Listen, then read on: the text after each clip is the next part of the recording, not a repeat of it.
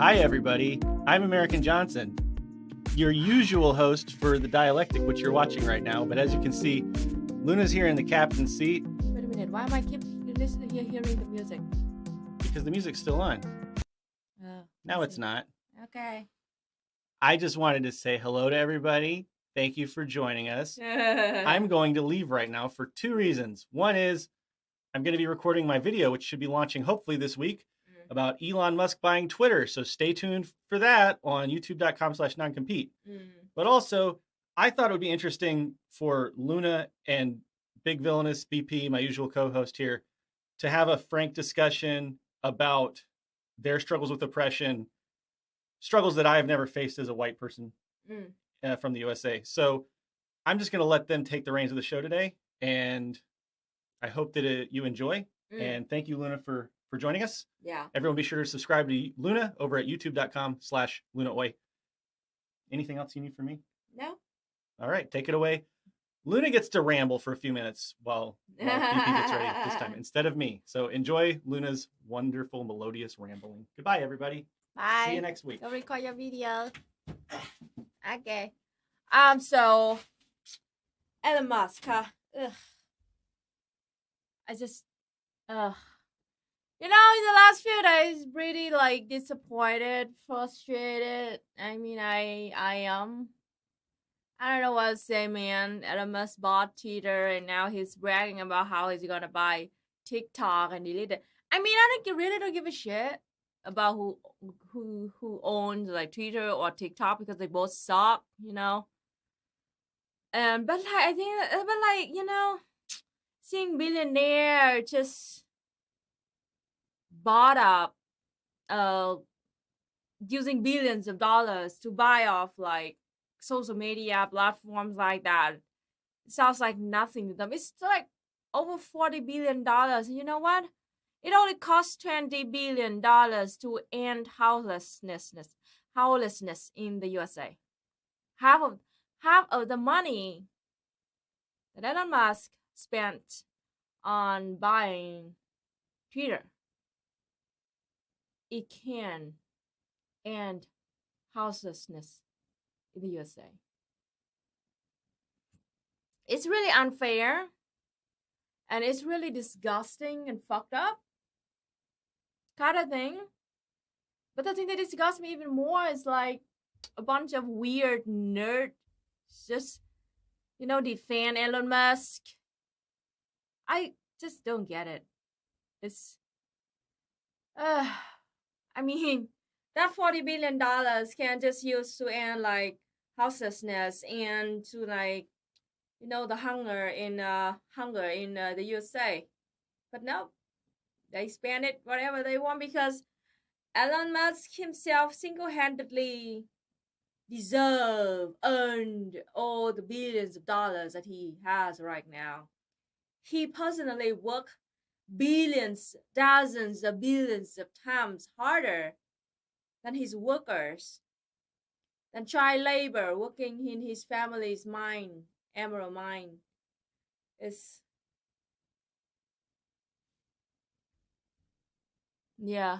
Billionaires buying platforms we build with money from our wealth. Exactly. Twitter is already being more discriminatory. My union may be getting involved. It's depressing these days. I'm sorry, but this is real. The only thing that helped me not being really depressed is that I'm in Vietnam. I mean, living in Vietnam and having my own countries, and my country's a little bit stable and all the shit like that. But hey, oh.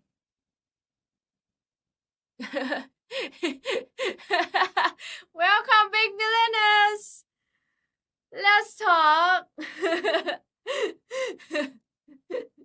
Well, BP just sent me a private chat. It's hilarious. Hi there. Yeah. I just gotta point out, Muskie just thinks harder. He thinks harder than everybody else.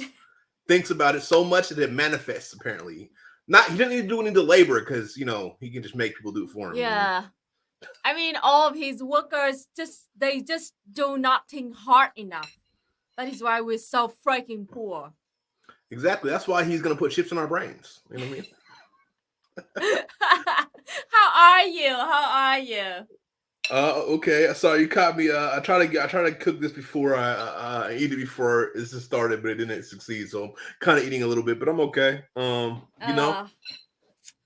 I mean, I just said like I am pretty depressed lately. Last week or two, everything's just soft. What are you eating?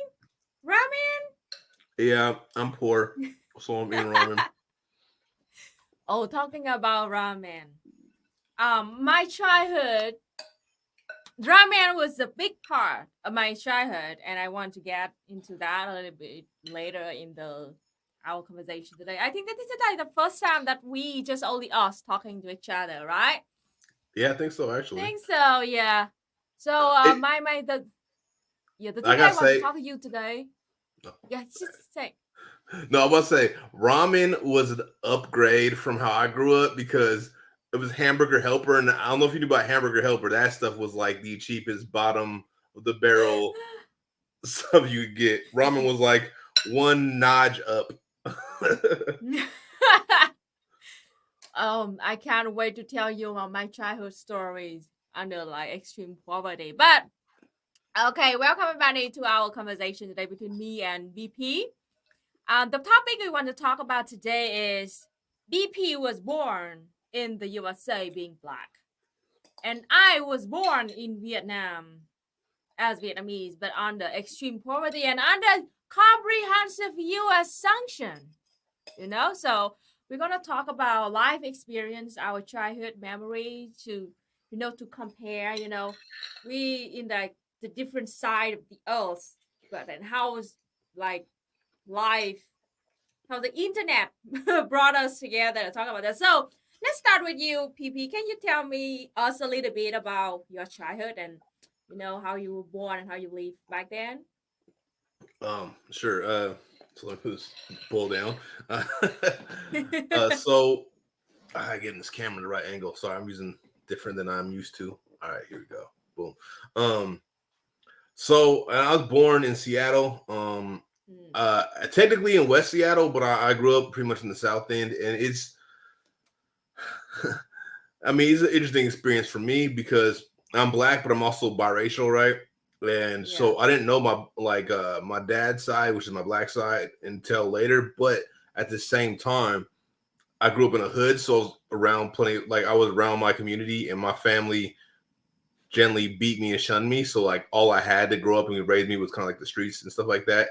And now this isn't everybody's experience because there are different experiences. Like I want to be like very clear, we're not homogenous, and even like regionally it changes so much. It's wild. Like Chicago and Seattle are completely different. You know what I mean? And the way the racial politics work and everything is a whole different world, right?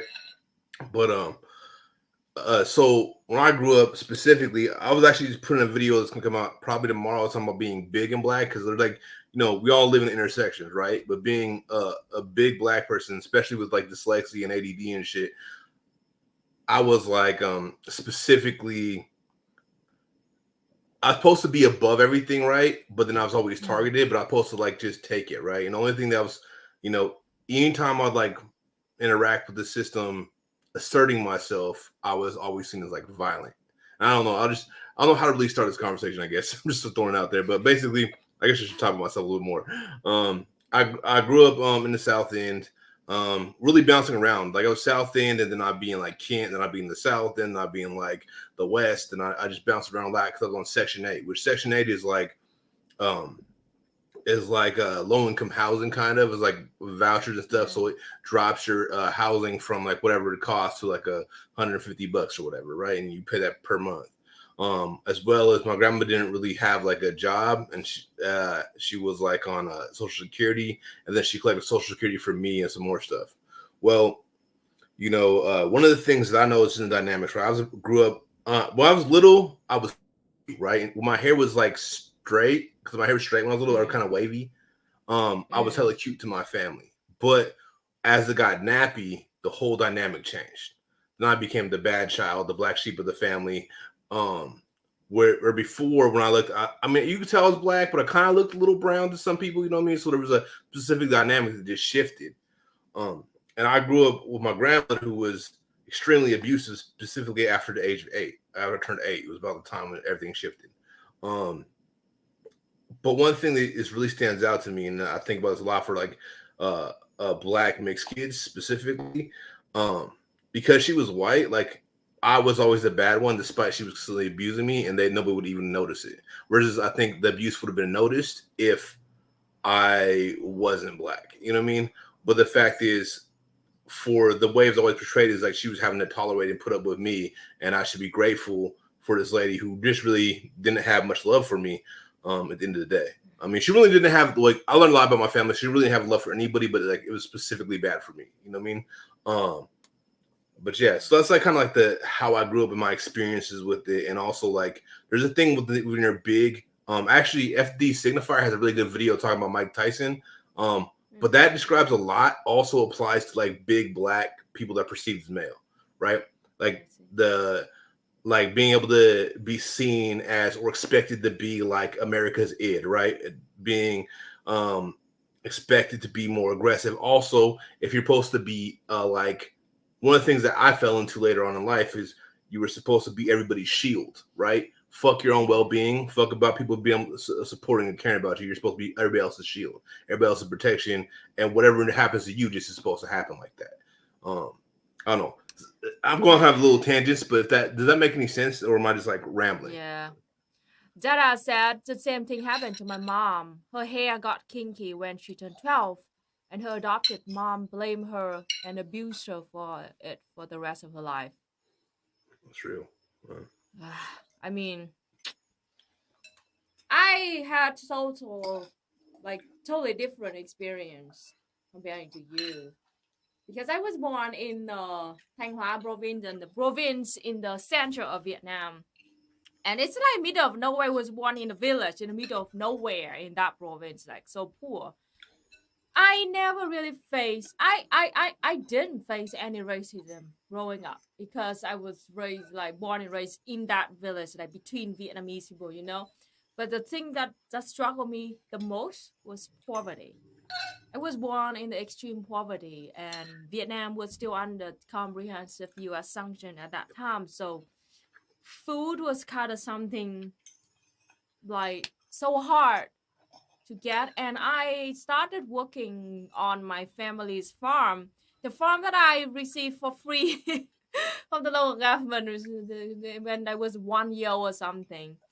And like every members in the village have a piece of rice farm like that. And I started working on it when I was like 8 or 9 years old. So to give you some basic understanding of how I grew up, let's see. Even though I didn't face any racism, but I had no clean water growing up, and my family had a family well with yellow contaminated water. Then my dad had to build his own like family's like the filter system made from like gravels and sands and coal, something like that, to filter that well water so it's safe for us to drink and to eat from that. Candies, biscuits, cakes, even sugar was like so fancy at that time. The first time I had fresh milk was when I was like 15 years old. So I grew up without having any kind of stuff like that. My favorite snack was grilled grasshopper. I mean, they good, they delicious. And my mom, whenever my mom went to the rice field to work, especially in the harvest season, she would go back home with a pocket under her shirt filled up with grasshoppers like that, the green grasshoppers. And I just grill them with our like straw husk stove, something like that, rice husk stove. And yeah, this is the life of me. Like, like. Yeah, it's definitely different because I mean, I was super poor, but one thing is like with being on like government aid and stuff, we we never had enough food, but we always had enough food, if that makes sense, right? Like, so generally on weekends, I'd only eat once a day, and weekdays I'd eat at my house once a day, and then get free lunches at school. So it was a different type of thing. But at the same time, it wasn't like what people would be like, oh, you got 3 square meals a day or whatever. There was none of that. You know what I mean? So it's poverty, but it's also so different. Also, to be clear, like that's what I'm talking about different regionally, because I don't want to homogenize it, because there are places in the United States completely that you just be screwed. Like there are people that just don't eat. Like a lot of my family from like Mississippi and stuff, and the the food stamps and all that stuff that exists in like the West Coast isn't really as prevalent there. I mean, they're there, but it's not the same. But it gets so it doesn't reach everywhere. Now that's why those experiences can shift so widely. So I do know people even in Seattle, but a lot of it wasn't because of like they couldn't versus like family members were on drugs and stuff like that, so they didn't get food. But I even know people that only ate at school. You know what I mean? That's the only time they could eat, because other things that were happening in the amount of trauma that our family was going through, that a lot of their parents were on like having chemical dependency shit. You know what I mean? But hey, so like we're born in the different side of the earth, but we both like directly connect to the imperial core, like we're living under it, and I live in the country that was just bombed with the Stone Age. In the 90s, it was like just 25 years ago. No, 15 years ago. I mean, it's pretty crazy. Oh, one more thing is that like about ramen. It was so poor, and ramen at the time was like 500 dong for it. 500 dong right now, if you compare to US dollar, it's like 1 cent or something. It's a tiny amount of money, but at that time it was so expensive. And ramen was like a treat that I could have, and I had to beg my mom like maybe like twice a week or something to buy me a bag of ramen at that time. And wow. I didn't have breakfast for years. Even it I think that I got that kind of habit even from that time, even to this day. I skip breakfast because for years in my childhood, breakfast was something so fancy to us. They just woke up, didn't eat anything, just drank water, and then had lunch and dinner, and that's it. I mean, yeah, breakfast was something so fancy to my family.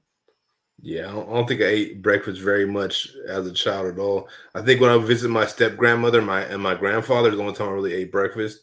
But at my house I lived, there was I mean, there were sometimes some schools where if the bus got there in time, I'd be able to get the free breakfast.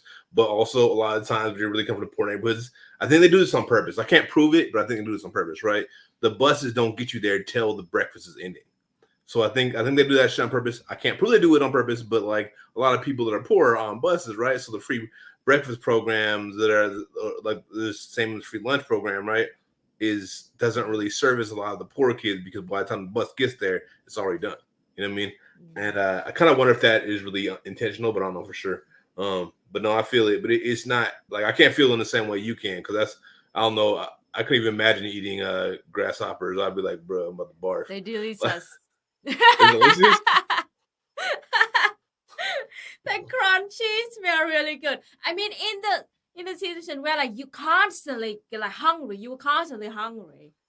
It's something like you just like we eat the silkworm, you know. I'm listing all the food that might be very disgusting to you, but it was a treat to us at that time. First, it was grasshopper. The second is the silkworm. So it is a worm that we raise like that silkworm to make silk, right? Vietnam is really famous for that. And so like the how we make it is that like when the silkworms they made the cocoons, would boil that cocoon and take the cocoon out and turn it into silk and make it to fabric. The worm will be boiled inside that cocoon, and after we take the cocoon out, the worm that already got boiled inside that we will turn into food. And I gotta say that it is even more delicious than what did you call it suddenly peanuts. Yeah, they like I'm sorry for in the chat, but this is my fucking fucking childhood, so please don't judge me. It was so poor, and that was like one of the rare protein source that we can have. It's like a byproduct of making silk, So if we don't eat it, it's gonna just waste it. Okay. The next is what we eat, like termites. The kind of ant, the kind of insect that eat the wood. Yeah, termites. Yeah. So termites, termites. So we eat the termites too. I mean, it's we had to eat it out of poverty, and because of the we eat all kinds of stuff. We call it like the banana tree that they have the trunk and then the roots. We eat the root of that banana tree too. Vietnam had to go through extreme famine in 1940, something like around that time, and during the Vietnam War. So we literally ate everything that we could, or else we would die of starvation. That is why in Vietnam now we have so many cuisine based on so many weird food and leaf and insects and things like that. And because we are pretty talented in cooking food, so all of that weird stuff out of poverty like that, we turn them into like specialties in cuisine like that. So for example, the chili pepper that you eat, you can eat that leaf. You can turn that leaf into vegetable, and they kind of spicy too. I didn't even know that. Yeah, it's just like we mostly like all of the cheese plant that you see around you. Most of them can turn into vegetable. We try all of that, so we know. It's that. See, yeah, man. Like, if anybody judges you for eating bugs, just remember they all eat sea bugs, and just don't. You know what I mean? Yeah, I don't. It's like those are sea roaches, bro. Shrimp are sea roaches, and people just like, yeah, I love it. I'm like, oh man, I can't. But that's just me though. I don't think that. Here's the thing: is just because someone grosses me out, someone like isn't what I would want to eat, doesn't mean it's like wrong. And honestly, it's kind of bougie because to be real, motherfuckers back in the day before like industrialization was eating what they could eat, man. Period. Like you get what you can get. You know what I mean? And like honestly, like I don't know. You go back a long time, people eating like grasshoppers and stuff like that for a long ass time. But I just can't imagine it just because of the way I was raised. You just know makes what? me think, ugh. We call grasshopper flying shrimps. So to us, they are flying shrimps. I'm curious, Vivi, what did you eat? What did you I'd rather eat grasshopper than shrimp. Kid? Okay, so this is where we like in the US get screwed, right? So we get food, but what food is that be up for determination, right? Because like things, hot dogs, like Oscar Mayer hot dogs, like one of the things that we get the cheap ones, and that shit should not be considered food when we really think about it, right? That's like, I don't know, it's like this hodgepodge of all the parts they want to get rid of animals thrown together and to make it to like a sausage, right? But like the cheapest, it's not even real sausage. Sausage is super upgrade compared to like hot dogs. But so like hot dogs, there's a lot of ground beef and a lot of like, a hamburger helper, a lot of, just things that's really, really cheap. Kool-Aid was what I drink. And then every once in a while we get some sodas and I just devour them, which is horrible for my health. I realize now as an adult, but as a kid, I just thought they were shit. But I don't know. It kind of like was mainly that ground beef, and like ground beef is also like way cheaper than it should be, right? Especially low grade ground beef is way cheaper than it should be because it's super subsidized. So like, especially when you're getting that really low grade stuff, yeah, you can get pretty cheap. So like that's what we lived off of a lot of. And then like American cheese. I do not eat American cheese now, ever. I won't go anywhere near it. I run away. American cheese, what? Like, are they real cheese or just like some like chemical? Nah, it's like this oil shit they turn into like supposedly cheese. It's like pretty much plastic that you put on your food and eat. Like that's pretty much what American cheese is. It's pretty gross. It's like it's government cheese is what people used to call it, right? And that's the type of American cheese I'm talking about. Like the government American cheese is nasty. It's not real cheese. There's no real cheese in it. American cheese is not legally cheese. It really isn't. It's not no cheese in that thing. But it was what we eat, right? So for me, like now, I'm bougie with it, right? I don't eat anything but Tillamook. I'm like, nah, man. I mean, maybe I'll eat some other brands, but I don't step nowhere. It's got to be cheddar. It's got to be real cheeses, some Swiss, some pepper jack, or something that's real. But I can't. But again, that's just like my privilege. This is the bouginess of being within Style Imperial Court, right? We have access, so even our garbage is bougie. You know what I mean? Like to the point that they lock the garbage to keep us from dumpster diving. That it's that bougie. You know what I mean? Because they're trying to keep the prices up and shit. But yeah. But at the same time, when you're poor, you eat like shit that shouldn't even be served food. Like I said, I'm sure people in the chat, like Oscar Mayer hot dogs and shit, the cheap ones. You know what I mean? The one with the fake cheese in the middle. Y'all know what I'm talking about? Do y'all consider that real food now as an adult looking at that shit? Or am I lying? Am I just full of shit? Like, I don't even know if you guys would have it over there. So I feel like I have to describe these things because they're like, or I didn't eat this big thing that people loved was Spam, which is just puke-tastic, but those hot dogs are pretty much the same thing as Spam, to be honest, when you really think about it. But yeah, I mean, so you eat American cheese, cheap ass hot dog, and then Spam. Well, I didn't eat Spam, but a lot of people did. Ground beef burger, right? Yeah, I'm always so interested in this stuff because I say this is like our daily life, but it's so different. But also in the same way, like under extreme poverty, is kind of so interesting. So, what kind of vegetable did you used to eat? Say vegetables. Oh, I didn't eat vegetables as a kid. I mean, if it was like canned beans and shit, but I hated it because it was nasty. I wouldn't eat any of that right now. I eat vegetables a lot right now, but I don't touch any of the vegetables I did get feed, which is like canned beans and canned corn. Disgusting. Can't touch it. I generally just refuse to eat it. You know what I mean? When I was a kid, and I thought for a long time that I hated vegetables until I got real vegetables.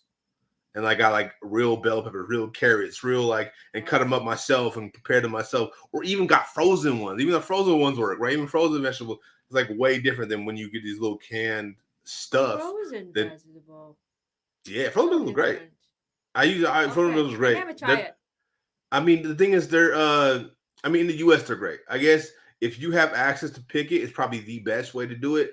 But the thing is, if they're like you buy them, here's the thing I learned. I didn't learn this as I was an adult, but if you buy vegetables off the store, like just grab it and like put it in a bag and buy it that way, and it's not frozen, it's lost hella nutrients. But if you buy frozen vegetables, it maintains more nutrients.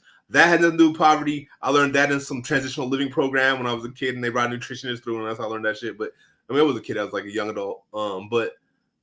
Yeah. So I tend now to eat frozen vegetables.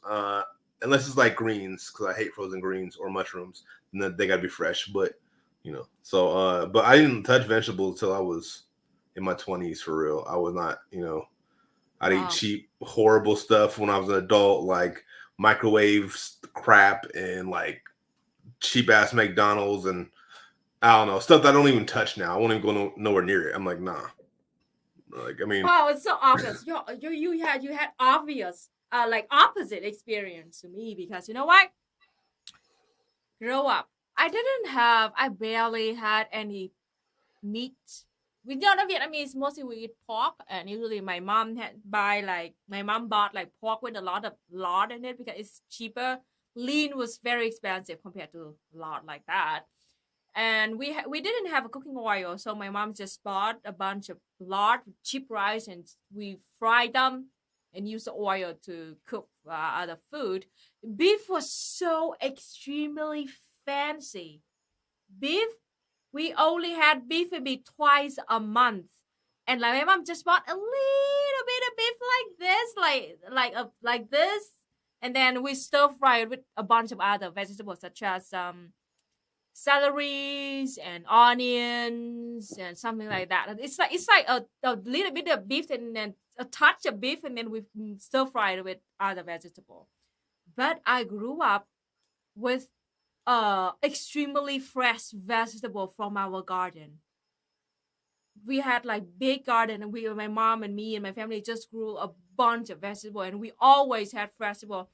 The thing that I usually did is I started cooking for my whole family since I was 10. So I usually like before lunch or dinner, I just grab a basket on my hand and then look around my garden and then just collected all kinds of vegetables I can find in my garden and cook them. It's really fresh. That I didn't have any canned food, not a single time when I was a kid. No sauces, no burger, no canned food, no canned vegetable, no cheese, no nothing. It was just fresh from the garden and some tofu my mom bought in the market and like that. See, and here's the thing: is like I grew up in apartment complexes, mobile home parks, and so when that happens, you can't grow shit. You get evicted. Like if you try to like plant stuff and stuff, they'll evict you for that because they want a certain type of look to it. So we didn't have the access to like the half fresh anything. And that's one of the things of being poor out in the U.S. is different, right? Because you don't get the access to that. And some people get like little pots and stuff and grow a little bit of stuff, but it's like nothing but a few bell peppers or a few little things they can fit in. They can grow out of pots. It doesn't end up being like a lot of food or anything or nothing they can you. Man, and it's kind of wild to think about because like it makes me go back to this, right? They all have the ideology of Rome. You know what I mean? Bread and circuses. So everything to keep the control of the empire is about bread and circuses inside the imperial court, right? So it's like, okay, literally bread. And now bread isn't just bread, it's pasta, it's the cheap ass hamburger helpers. Those things are the bread, right? So it's cheap ass stuff they can mass produce. And most people that are poor are like, that's why a lot of people are overweight. It's not because they eat more than people, but they eat like carb load because all they can afford is the staples. And it's like, which is like bread and potatoes or pasta and potatoes or those type of things. And so, then the circuses are clear. It's our television, it's our sports, it's all these things that distract us from the reality of what we're living in. Otherwise, we wouldn't be happy with it. But it made me think about it a lot because the poor folks live off the breads, live off the carbs, live off these things that just to fill us up. Because when it comes to vegetables, they're generally just too expensive. That you're buying canned vegetables, which are not good quality at all, or like a lot of things are just too expensive. Hamburgers are only cheap because it's super subsidized, like I've said earlier, you know what I mean? So yeah, it's kind of wild. CSH now said BP is right. There's a book about this titled "Amusing Ourselves to Death." That's real, man. It's real. Bread circus is a real ideology they've been using since Rome, and that's their fundamental thing to keep us under control. Yeah. Another PC said, I was raised in southern USA in abject poverty, like going many months without even like running water. Yeah, same here. I've been in Vietnam, but no running water. The first time we had running water was like, I don't know, very 2000, I think 2010 and 2015, something like that, around that time. Like my family started having running water.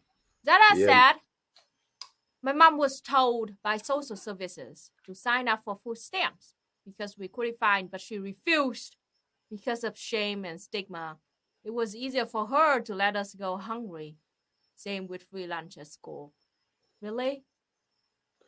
I mean, it's hard, man. I don't think I could do that if I was about kids, but like I've done that to myself for years, where I didn't get food stamps and all that stuff because I was like, nah, man, I'd rather prize them up, I guess. But but I don't know if I had kids, it'd be too much. I'd be like, nah, I need whatever I can get. You know what I mean?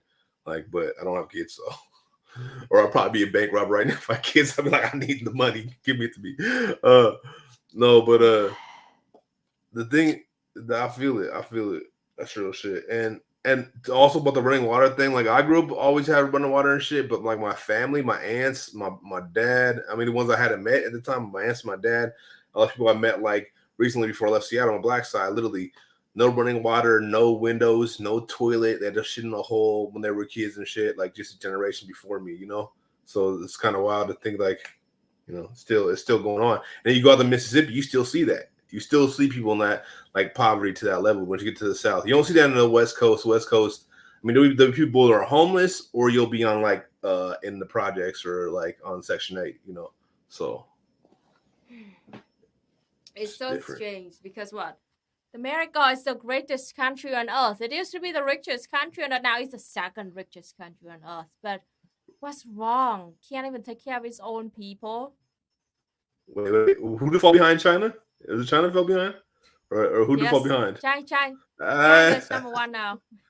Oh, shit. The U.S. is hot. They ain't telling us that. I ain't even hear none of that, so I don't even know.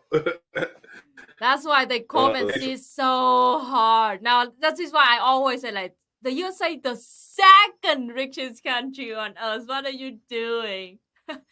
China did beat them. Did beat the USA a few months earlier, I think. But that's wild though, because China's supposed to be richer than us. Look how many people they have. Don't make no damn sense. Like it's supposed to be richer than us. That's how it's supposed to be. They have way more people. They have what, like a sixth of the world's population? Come on, bro. Like they have 1.4 billion people. Yeah. A sixth of the world, 1/6 of the world population live in China because there's that many people that need to like actually feed and house and shit. So, but the thing is wild is because the U.S. is so rich, but then everybody is poor and they don't give two fucks. You know what I mean? They ain't give two fucks when I was a kid. They don't give two fucks now. You know what I mean? The thing is like there were so many of us.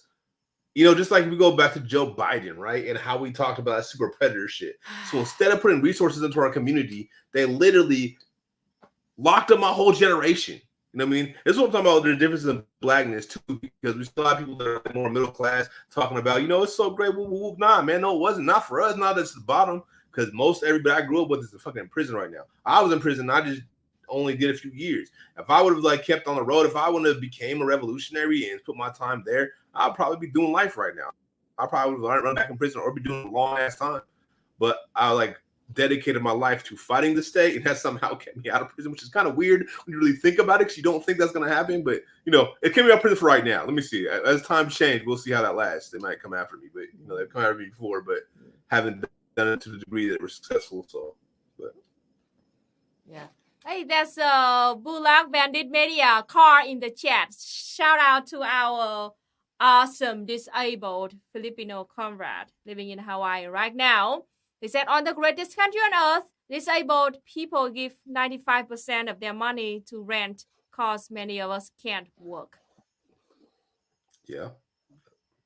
I mean, it's, yeah. I just had an awesome conversation with Carl, our comrade. It's just so bad. And I mean, it's like Vietnam is a country that's located on the other side of the earth. We didn't even do anything to the USA. We never did anything to the USA. But we still got bombed to the Stone Age. And somehow I was born in extreme poverty thanks to the USA, thanks to the Vietnam War, and thanks to the comprehensive sanctions. And after they lost the war, they left Vietnam and then they put sanctions on us. Like, amazing. The greatest country on earth. Like, it's so damn unfair. You know? I'm speechless. Because what did we even do to the USA to be treated like this? Not just give them anything and everything they want. I mean, that's pretty what it comes down to, right? Like, because the sanctions, right? They should be considered war crimes, but they're not, because the people with power are people who flex it, right? But like we see, like, what is the intention of sanctions, right? Is to make the people suffer so much that they oust their government. That is literally the intention of it. That's a fucking war crime. But we act like, no, that's how you handle the sanctions. Like, sanctions don't hurt the rich. Sanctions don't hurt the leaders. Sanctions don't do nothing like that. Talking about sanctioning Russia. You think really that's hurting Putin? The only way it hurts Putin is if his people suffer enough that they rise up against him. That's it's a fucking war crime.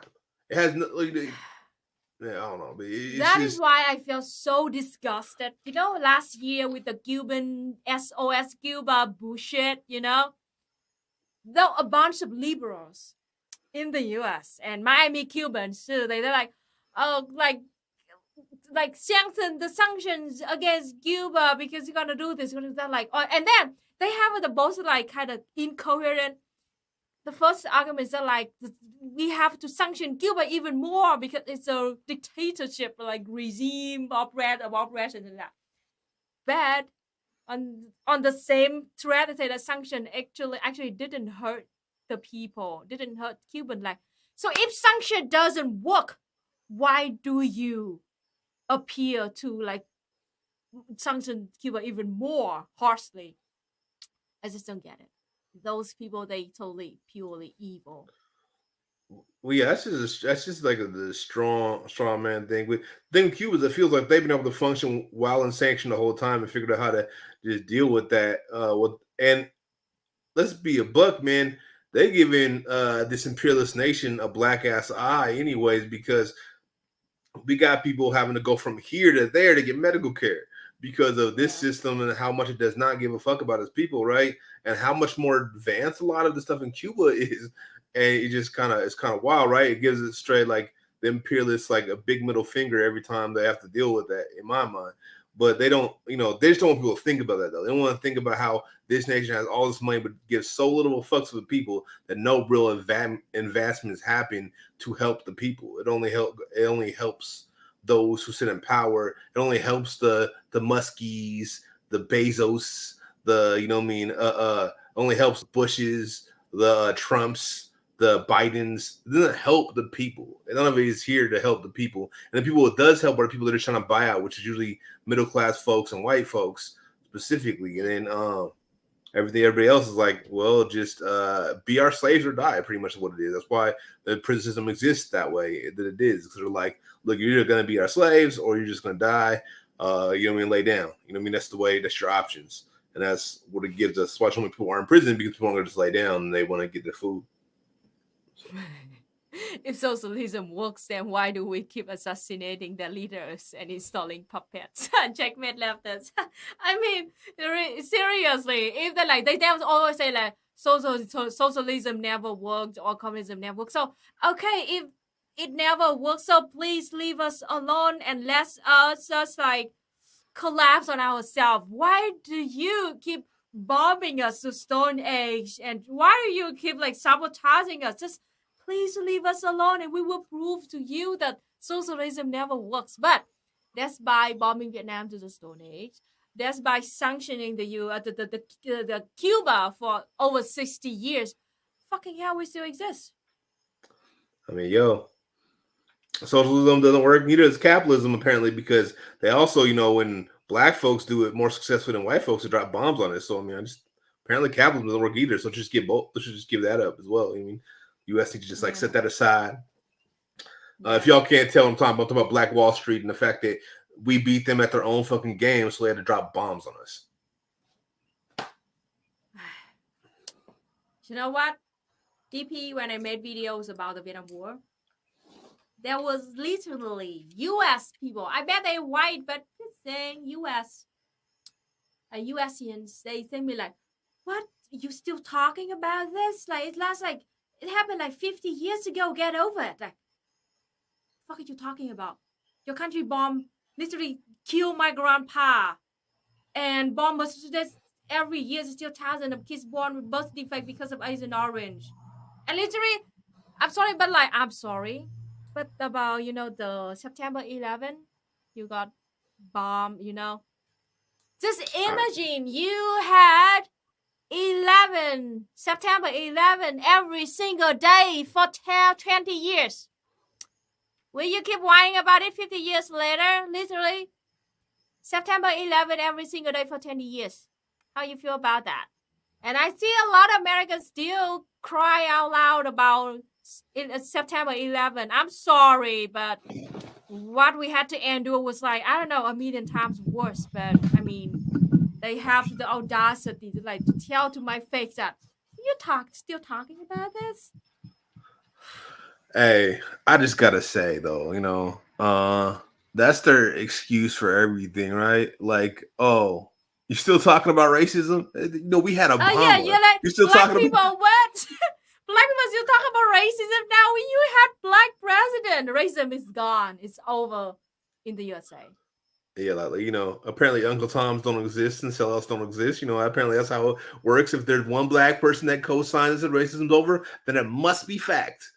It doesn't matter if that black person is a pundit for the right wing parties or, I mean, and when I say parties, I mean Republican or Democrat because they both right wing parties.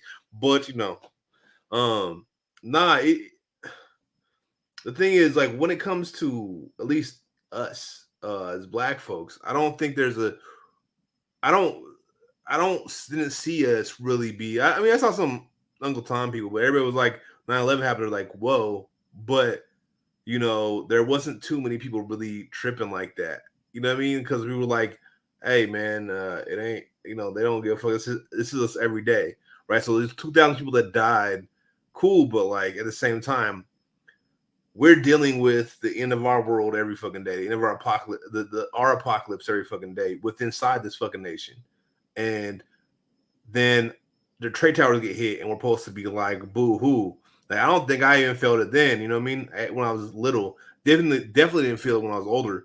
And the thing is, like, there's 2,000 people died, right? But if you see what happens to black folks inside the U.S., you see what happens to indigenous folks inside the U.S., you start to see that like that picture of 2,000 people didn't seem that great to us because over time, like, yeah, it might not be all one day, but over time we're losing so many people. Like, bro, like most of my people are dead, gone, or in prison. So what the fuck does 9/11 equate to in that scenario to me? Like, you know what I mean? I'm like, bruh, like, you know what I mean? I'm not saying that people should like, oh, care about the people that you lost. No, that's your loss and that's real. The people that you lost are real. Also, maybe when you look for someone to blame, look at your motherfucking leaders that go and cause problems across the world. And then even if it is what they said it is literally just blowback from your own actions. You can't cry when you go kill a whole bunch of people and then they come back and kill you. You mean people be talk about gang members and shit all the time and how they can't just cry about what happens when okay, well, same goes for America. All right, like, you, if Crips can't mourn and feel bad when they lose their people, America sure as hell can't, because it's way less justified and way more violent. You know what I mean? So it's, I don't know, sorry, I can go on a whole rant about that. You know what I mean? Absolutely, just rant about it. I mean, just studying about the history of black people in the US, it's just heartbroken because the reason why you're here is literally fucking slavery and racism. And now the country still doesn't do any shit to fix that. I mean, but they expect you to get over it. Man, yeah, I mean that's basically the thing, right? And they don't want us to recognize. And some people still can't realize this, but we ain't never been Americans. We've never been a part of this country. We've been subjugated by this nation and displaced by it. We've never been a part of it. You know what I mean? So when people like, oh, talk about like, oh, I know America, trying to like, if somebody even tried to like do the thing where they're trying to make, oh, I know you're cool, but Americans like, no, fuck Americans. Like, no, they don't gonna be, I'm cool making an exception around me. Like, I'm not even, my people, in my mind, my people aren't even a part of this. The indigenous people aren't even a part of this. We were affected by this. We weren't like, oh yeah, we want to be on with it. Now there's some people who assimilate, and assimilation is then taking on and becoming a part of it. But I'm not an assimilator, so I'm not really worried about it. I don't get offended by that at all because I don't see myself as an American. I'm like, I am an American. Nah, no, I'm not American. I'm just stuck here. I've been stuck here. I don't really, you know what I mean? And I can't really leave even now that I can leave, because if I do, I'm abandoning my people who are also still stuck here. You know what I mean? And exactly. Anyways. Yeah, I talked to our comrade Carr yesterday, and well, when America came to be the benevolent and civilize us in the Philippines, they kidnapped our presidents, massacred our people, and turned our people against each other. So much for acting civil. Exactly, and I talk a lot about this too. Having, a connection to your home country, to your culture is very important. But it is a thing that black people do not have, because you were stolen, you were kidnapped out of their home country, brought here, and then they turn you and your children, your children's of children's in this country and enslave your descendants like that. And now, like, they cut you off from the roots of your culture and your own people, and now you were left alone. Like, it's very important because I am Vietnamese. I was born and living under extreme poverty, but that's still like I am Vietnamese living in Vietnam in my village with my people. I don't have to face racism growing up, and it was so good. It was so good, at least for my mental health. But imagine Black people, you were cut off from everything. You don't even know where your ancestor came from, what country is that, and you don't know where you belong to, and you absolutely being treated horribly by society in the USA right now. It's a feeling of like, I understand it as like totally lost. The same with Viet diaspora.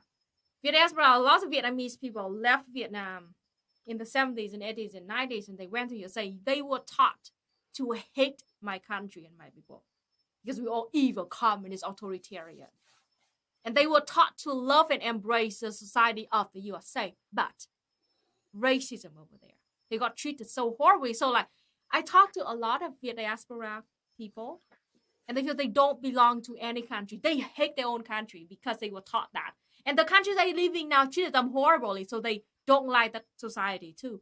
It means like solely lost and abandoned feeling. What do you think about? I mean, I feel it depends on the person when it comes to Black folks, right? Because okay, so I'm about to say controversial shit. Some people might. I'm just going to be a buck about it and say 100. So for me, and my understanding, best analysis of the history of this nation and our people, the only people I consider Black is people who ancestors came from slaves within inside the U.S. Because the thing, and the reason I say this in this specific way is because the only thing we had to grasp onto is our Blackness, and we got to hold on to it became a people and identity. And I feel like it got universalized a lot for everybody of African diaspora, but I strongly disagree with that analysis, right? I don't think it's real because I know it's not real. And the reason I know it's not real is because there's different dynamics between specifically Black people from born, raised, and ancestors from the U.S. and African diaspora outside. It's only important to say that, like, Blackness specifically was something we could grasp on. The history and our struggle and our fight for liberation is what we've had to grasp onto. Some people don't do that. And those people that try to assimilate, I think they get more of that lost feeling than people here. I feel like I still feel caged. I know a lot of other motherfuckers that grew up in the hood feel the same way, right? And we feel like we ain't never been free. Slavery just never ended, bro. Like, whether not just because of prison existing, but like even the conditions that we exist in feel like a form of slavery at the end of the day. And so that being like a severe reality that that we had to come to terms with, and also the struggles for liberation and that culture that came out of those struggles, and the fact for us to try to hold on to the pieces of who we were. Now, when I say that, like, I don't believe other people of the African diaspora that aren't from here aren't Black, that doesn't mean I don't think their struggles and existence are valid. It's not what I'm saying. I feel like they have their own struggles and existence and cultures, even ones that have lost their history and connection to Africa just as much as us, because I feel like when you talk about Afro-Puerto Rican or Afro-Mexican, they have their own existence identity, and Blackness was kind of like ours, not what we held on to. And I think that's what got us through a lot of things. And I think that's why we don't necessarily feel lost. But I also think there was another thing that happened at some point. And now this is also going to be another controversial take. So it'll be 2-1. So just, y'all, I'll give everybody a warning. I think due to like the talented 10th thing that W.D. Bois put forward and stuff like that, there was a fissure between Black people and what people call themselves now African Americans. And because most people, I grew up in the hood, we niggas or we Black. We ain't talking about we African Americans. What are you talking about, bro? Like, but then the African American thing developed into its own culture, its own own existence. And I feel like I don't know how to describe it. I started writing Xenon a while back, but I never finished it. And I need to really go back and go work on that some more. Because there's a lot of historical context to that and how that happened. Because part of becoming African American was distance yourself from Blackness, was to be able to come closer proximities to whiteness, and that was a big part of it. So I think that when you talk about African American folks, people who try to get closer proximity to whiteness, people who assimilated, I think they probably feel more lost from what I see from the outside. But I ain't them. I never existed within that. You know what I mean? Even being mixed and black, I still existed in the hood. I still existed poor. I still existed around poor black folks. And one thing I really stand on is like blackness is a working class U.S. identity. And you know, because we don't have another name for it. People are like, no, African American. No, that ain't us though, because they literally made that name up to separate themselves to be the good black folks and the bad black folks, and then it kind of historically split into two different like cultures.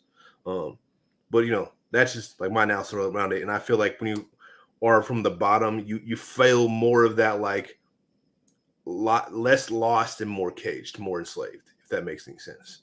You know what I mean? You know where you are, you know what's going on, but you don't feel your autonomy. So I see. I agree with you. That is why I advocate very much for self-determination. You know, that is very important.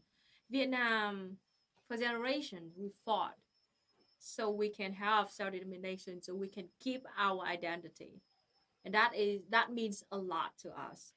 So I talked to a Puerto Rican comrade, and they said that like even they literally, yeah, Puerto Rico literally colony of the USA, as same as Hawaii, and their language also being erased, their culture being erased, their people.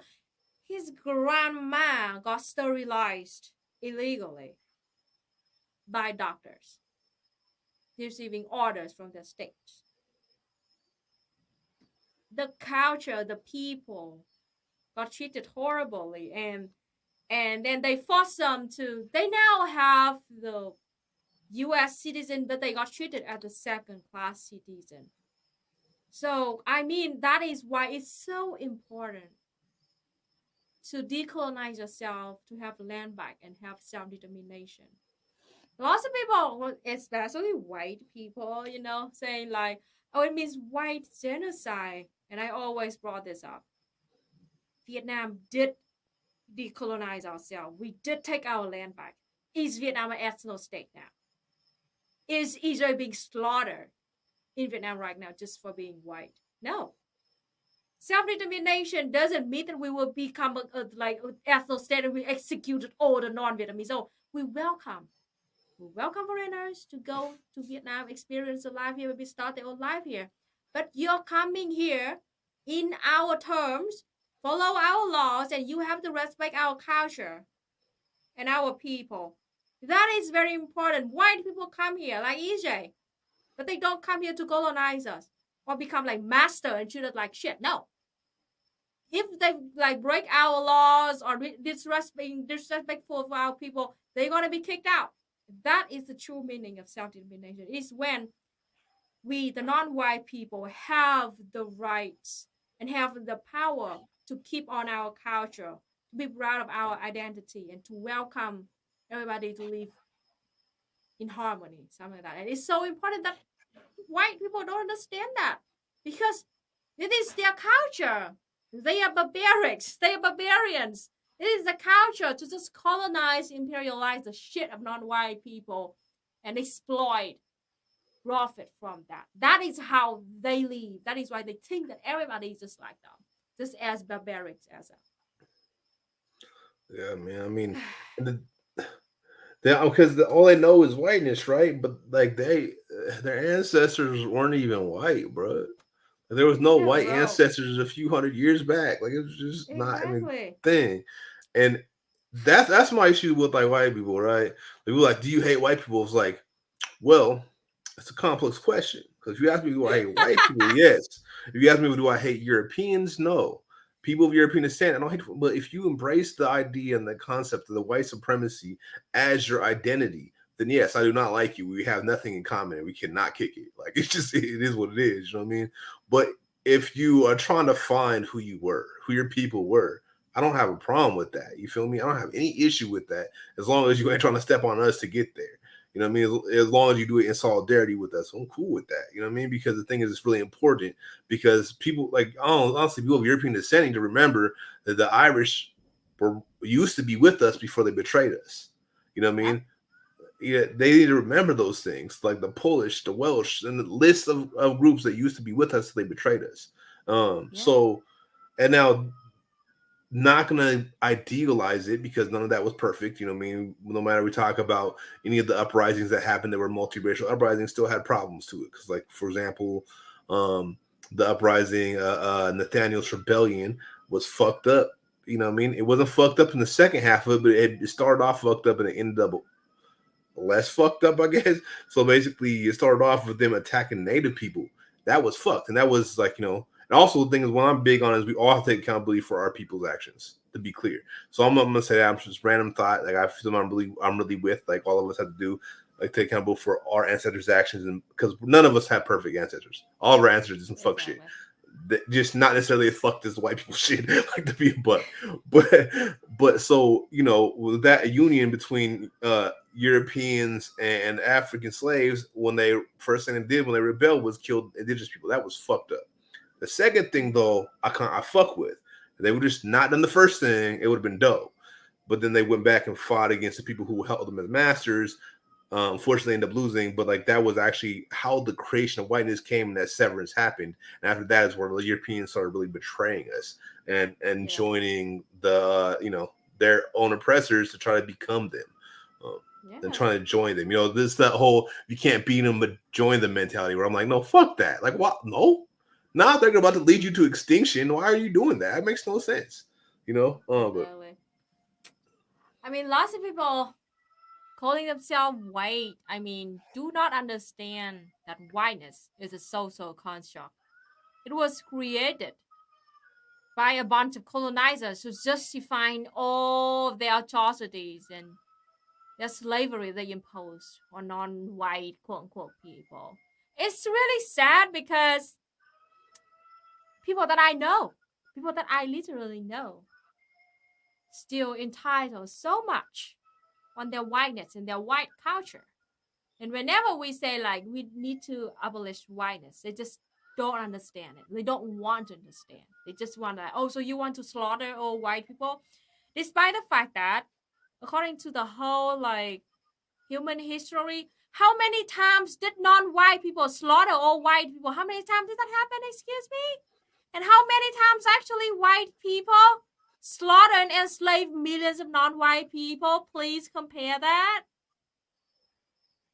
It's exactly a Nazi, you know, fascist talking point about the fear of white people that we're gonna slaughter them all. It's out of from their own ignorance, and I understand why they like that, because racism, you know, they think that they know better. They think that they are more civil, or they civilized than us, and we are the barbarians.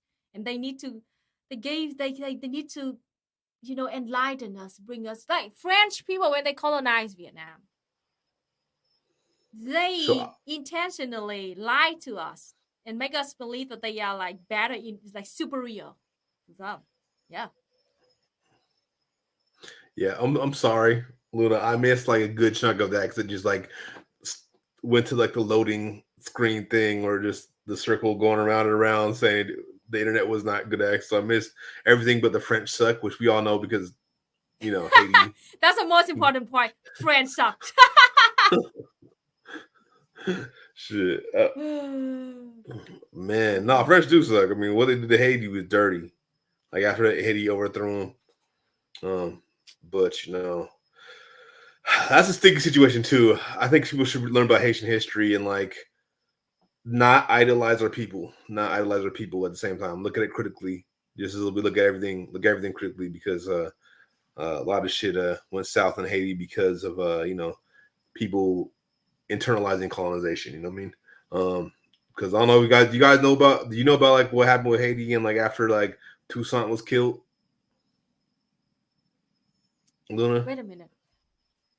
Wait, I was reading this. French still in Africa too. Yes, they are. Yep. Can you repeat what you just said again, Phoebe? Do you know what happened in Haiti? Like, I mean, this is gonna be like a, you know, like, well, after like Toussaint was killed. But I know that like Haiti, they gain their own like freedom, but like they still like had to pay like billions of dollars back to France, right? Yeah, that was a big part of it. Yeah. One of the things that happened that might have added to that. I'm not gonna say it would or wouldn't have, but who knows what Destiny would have done. So after Toussaint died, was killed when he went over there. Basically, what happened was the Circle Revolutionaries that were around, the leaders. Well, the second in command, Dessalines, was somebody who was on, land goes to those who work it. He was on that type of tip. He was on like some communist, low-key communist shit, right? And all the other people who were revolutionaries basically turned on him and killed him. And so I'm not 100% sure if that happened before or after the thing with like where they had to pay, but I think it happened before. And I think that had a lot to do with it because I don't think Dessalines would have agreed to that by any means. He'd be like, no, fuck you guys. You want to come back and fight? We'll kill you guys again. You know what I mean? Like Jurassic again. But it's one of the things that we got to realize because I think one of the things we got to look at the internal colonization, the fight for greed and power is one of the things that like end up breaking us resistance wise. We got to like understand that. Now, should we try to grab resources and be able to like build something? Absolutely. Don't like go into the trap I fell into for years where it's like you have to be like, the impoverished revolutionary and just don't try to get resources. Definitely get resources, but we got to like know what our priorities are. And we should, in my opinion, we should all have those like langos, those who work it, and those like from each corner need energy. You know what I mean? Whatever you want to title it that way, or I said that wrong, but whether you want to title that way or not, people should be. We should be looking out and figuring out how to take care of each other as Black folks, as people of African diaspora as well, on a bigger level. But we got to learn from those things in the past, right? So that was one of the things that I'll talk about, like, because when I learned about Dessalines, I was like really disappointed, but not surprised, right? I was like, yo, because that's just how it is. But it's because people were in bondage so long and taught the master's way of thinking that some people, even after liberation, couldn't break themselves from that. You know what I mean? And people wanted to be the master. You know what I mean? And probably why they followed. Never, I'm gonna leave that for something else. It's too many crowd to say what I was about to say. I'm gonna stop that. But yeah, I'm about to say some historic shit. Do about that? I mean, it's just what do we want to do about that shit? The colonizers bullshit like this. I feel so hopeless. Man, I mean, we gotta build revolutionary infrastructure. We gotta think about what are the needs of our people and how do we put the people first. How do we cover those needs and what do we need to do to be able to get liberated? And let's be a buck, man. If you're gonna call yourself a revolutionary, you got to be willing. And this is someone's gonna rub people the wrong way, and I don't care, but to sacrifice your life even. And that's got to be a serious statement, not just like I will sacrifice my life. No, you didn't just say that, but you got to mean that. And I think that's really important. And one of the things that I felt like as a Black organizer that's lumping, it was really hard to have people have the same energy I had because people weren't on that. And I think that's where we got to get to. And we got to get to the point that we recognize that if we don't change this, it's all going to end anyways. So do we want all to end, or do we want to make the change and go through that hard patch to get to the space? I'm speaking specifically to like the people with inside the U.S. because we have the most ability to handle this evil empire out of anybody because we're like right here. You know what I mean? We're right here. We're inside of it. But wait a minute. Somebody in the chat talking about Scandinavian countries and how they sit. Oh. This kind of argument, BP, about white people keep arguing about like the social economic in the system in Scandinavian countries. They are actually socialist, something like that. You know about that, right? Yeah. So they have social programs. So social programs equates to socialism, apparently. Which doesn't actually. It's not how it works. Of course, they don't recognize country like Cuba, Vietnam, or Laos or China. But of course, they call Scandinavian country socialist country. It's so crazy. I can't. I can't stand that. I just can't. Let's call the most war-based people one of the most, not the most, that's a lie, but one of the most war-based people in the world and history, the first socialists. You know what I mean? Because the last time I Scandinavians were some conquering ass motherfuckers. Last time I checked, you know what I mean? Maybe not right now in this part of history, but a lot of part of history they were some colonizers. I mean, it's socialism and when white people do it. You know, it's always socialism when white people do it. Yep. It's not socialism though. It's just like not. I'm not. Like, I'm making fun of them. It's ridiculous. I don't even. I'm just saying, like, for all those like can't get the sarcasm, the Luna put out. Socialism is not social programs. You are so brainwashed by the dystopia of capitalism and its late stage capitalism and how bad it actually is. So capitalism should probably have these social programs too, even in a capitalist ideology. You're so disillusioned by it that you think that social programs makes in a capitalist country makes it socialist, which is just not. Just like people thought that Bernie was a socialist. Like, nah, bruh.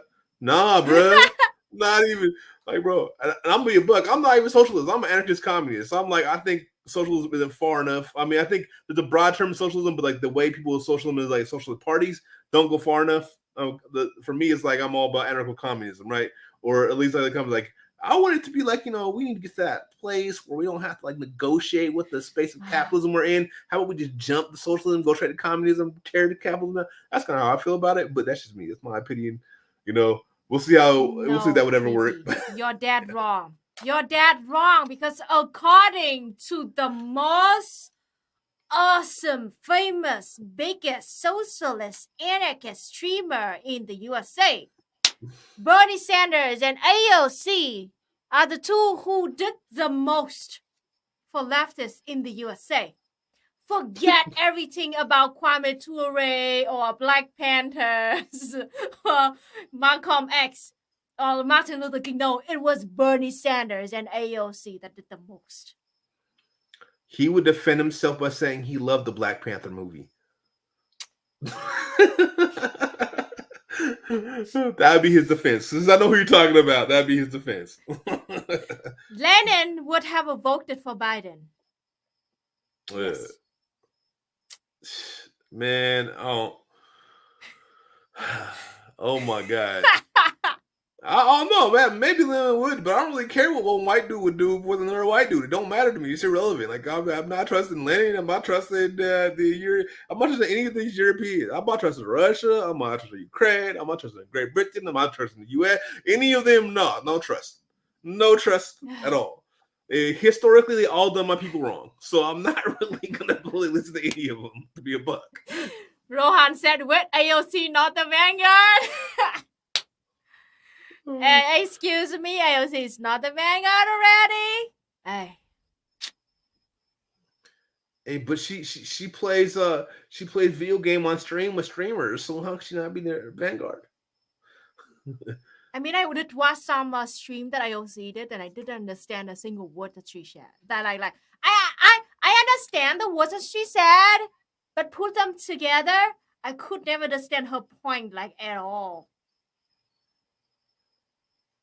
So I want to respond Chea. This is because the Black Panthers allied themselves with the Soviet Union to a degree. Doesn't mean that they were actually allies, right? So people were trying to find anybody who would support them resource-wise, but also Russia did some fuck shit to Africa, bruh. Like, supposed to be like, oh, it's great. Like, nah. Russia is not the USSR, Jesus. I mean, I'm saying even the USSR did some fuck shit with Africa, so I'm not gonna act like it's great. Yeah, so I'm not gonna act like they're like buddy, but like that is buddy shit because it's just not. We're not, like, you know what I mean? And like I also, as far as well, initially they said Cuba and China. Well, Cuba and China aren't white people. Like I'm saying, that's a whole different conversation. Like but the Soviets, they ain't really been none of our friends. Just been saying, just to be a buck. It just hasn't been how that worked. And then Russia and the Soviets fell in 92, to be clear, or was 91? One of those. 1991. Yeah. 91. Okay, yeah, I fucked it up. 91. Yep. But you know, yeah, Russia is not our friend. I mean, just I said the European nations are not our friend. Period. And it just is what it is. Like I don't care which side they're on these arguments and these fights. Like, you know, they're not our friends. Now the people, some of the people could be our friends, but not the governments. Like, you know what I mean? So some of the people is the key word though. Yeah. I won't even say a lot, but some. Yeah, this word is so complicated and fucked up. Man, yeah. I'm checking the chat right now. I have so many star comment. Oh, back to the cricket. In Mexico, the Oaxacan crickets are really tasty. I agree with you. I haven't tried crickets yet, but I guess they are kind of the same with grasshoppers, and they're delicious. So, yeah. So, so Yada asked, what do they taste like? I'm so interested. I guess they were asking about the silkworm thing. So let me give you a very quick description of how silkworm tastes like. You know that they like those silkworm that we eat. They are like on the changing phase from worm into butterfly. So they like as big as a tip of our thumb like this. And they kind of crunchy in the outside and very soft and like cheesy. It's like cheese actually in the inside. And so we eat it, actually we pop it. Lots of people will hate me for this, but like when we eat it, actually we pop it out. It's like eating a ball of cheese that a little bit crunchy in the outside and soft, milky in the inside. It feels like that, and it's extremely nutritious.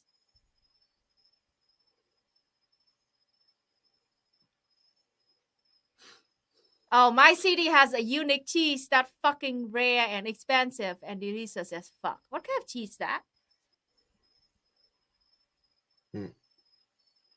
No clue. Oh, PP, can you eat blue cheese? I mean, I could, but I won't. I don't like it. I don't like anything that smells like feet. EJ loves blue cheese, man. It's just too stinky to me. I can't. So here's the thing. Lots of people, you know, like I know that when I talk about like silkworm or grasshopper or something, that lots of people are like, ew, it's so disgusting. But have you thought about cheese? You're literally drinking the milk of the cows that for baby cows, and then you make that milk rotten. And then you put it on your food and you enjoy it. You call it delicious. In our perspective, you are weird and cheese is kind of disgusting. It's rotten milk. Also yogurt, also rotten milk. Right? So my point is that like do not judge other people's food because according to our own perspective, you're weird. Why do you eat rotten cheese and why do you steal the milk of the cows from the baby cows? I know we're talking about food, but can I divert this one comment real quick from Kate Klua's shit post. It says white comrades need to feel comfortable when comrades of color talk shit about white history. White liberals, white bourgeoisie, white leaders, and people that self-define as white, right? And I gotta say, for all the people who want to see themselves white allies and like shit like that, and want to see themselves invited to the cookout, quote unquote, what I'll tell you about white people that were actually invited to the cookout, quote unquote, they generally had not even flinch at white people talking shit about white people. In fact, generally didn't hold very high esteem white people than themselves. A lot of black people, so they understand why. And I think that's the big thing. It's like that's something that when people want to be included, why they can't get included, even trying to be allies, is because you still cringe. Even if you don't say anything, like, oh, I can't say anything, it's not right. Your instinct is still cringing when people talk shit about white people. And the fact of it is, before all these politics were even being talked about like that, white folks that were cool in the hood that had that invited to cookout thing, already not only were cool and comfortable to people talking shit about white people, but they would talk shit about white people to damn self and was not doing it performatively. They were serious. See what I'm saying? And so like, and we can tell the difference, to be clear. We can tell the difference if you're trying to perform it or if it's real. It's a whole different vibe. You know what I mean? So there's something out there. That just made me think about that. Exactly. So I wanted to shit. I have a own channel. I'm Vietnamese. Woman born living in Vietnam. But I receive a lot of comments saying like, why you talk about this? It's like, you know, like why you keep like pushing us to feel bad about what we did, what our country did a few decades ago.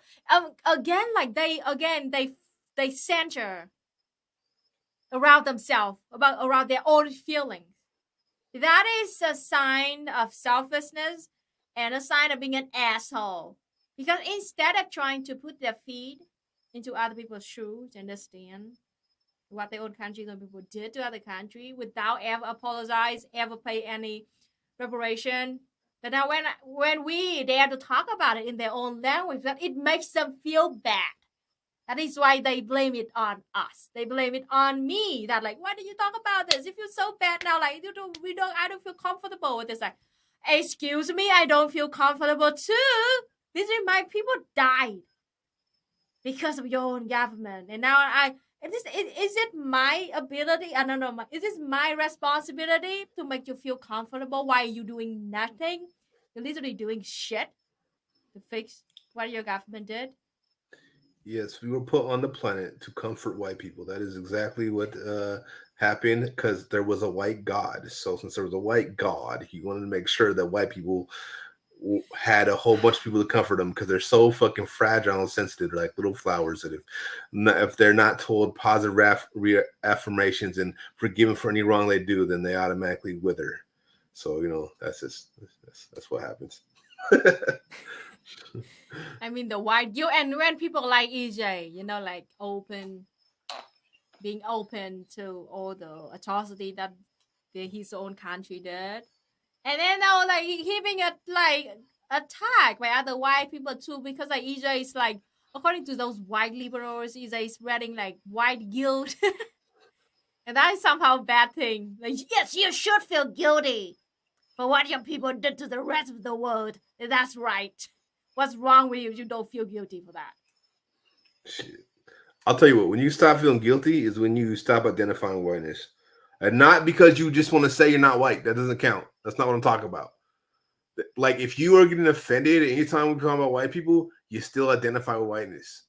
Exactly. There are people who are European descent that are technically white that don't identify whiteness. I know some of them. And most of the people who are like my closest white friends, most of them grew up in the hood too, are those type of people. They don't identify with whiteness, but they still realize that they fall into that caste. So, you know, they don't get offended at all. Non-competent in the chat right now. He said, what do we benefit from today? Yes, a lot of people, yeah. When we non-white people talk about racism, it doesn't mean that like some of us being rude to quote-unquote white people. We're talking about a systemic problem. A lot of people do not understand that, you know.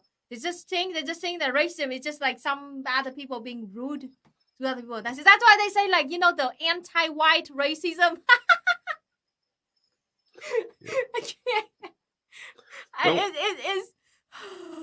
I'm speechless. I can't speak for every single black person, but I will speak for a whole bunch of us and say this. Nigga, if we got something to say specifically about you, we'll just say it about you. We don't gotta be like around the bout when we're talking about white people. We'll say about you. We'll say white people suck, and you specifically are a horrible motherfucker and we don't like you. Like, we'll be direct as fuck, so it's not really like a thing. Like, you don't need to like say it around about. Like, if you feel like it's a shot at you, it has something to do with you when we're talking about white people. I'm gonna put it out there. Because if you don't want to recognize it, like the people, the caste you came from, and that your ancestor, you could be like, I don't fuck with it, and be like, damn, why my ancestors do this, but still recognize that there's like, you know, there's individual accountability and there's collective accountability. And when we're talking about white people, y'all refuse to be collectively accountable. And most of y'all also refuse to be individually accountable. So, yeah.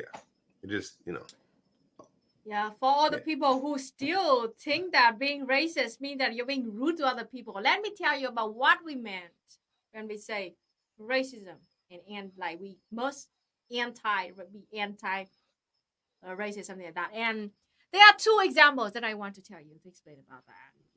Audience in the chat.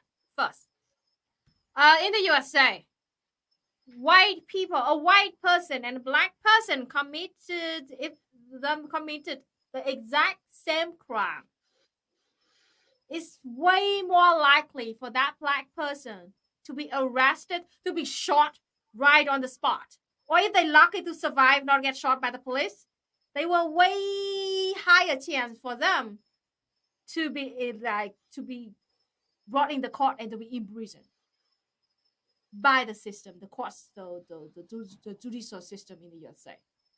Way less likely for white people to go through the same thing. That is racism we're talking about here. The second example is me.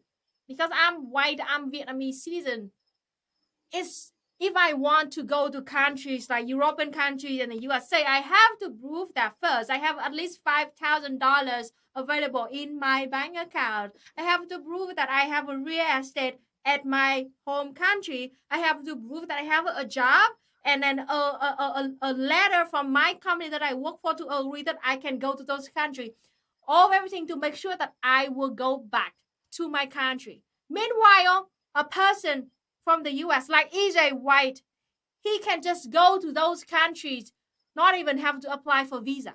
Even though he doesn't even have a $5,000 in his bank account and he doesn't own any real estate in the USA.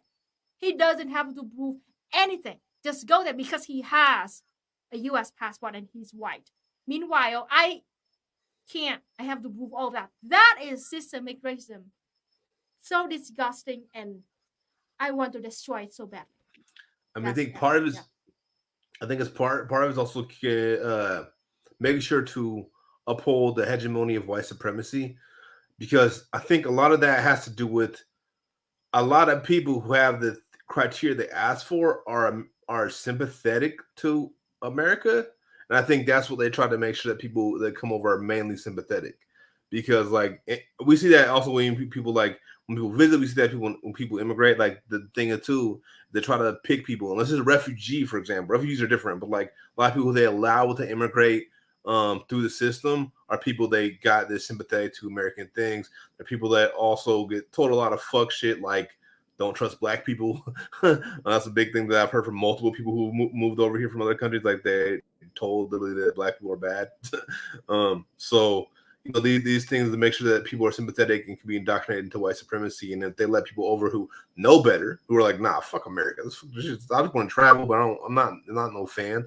They don't want to come over because then you might, talk to people. And if you talk to people, we might actually build networks that aren't all sympathetic to this country. At least that's my theory. It's what it seems like from the inside.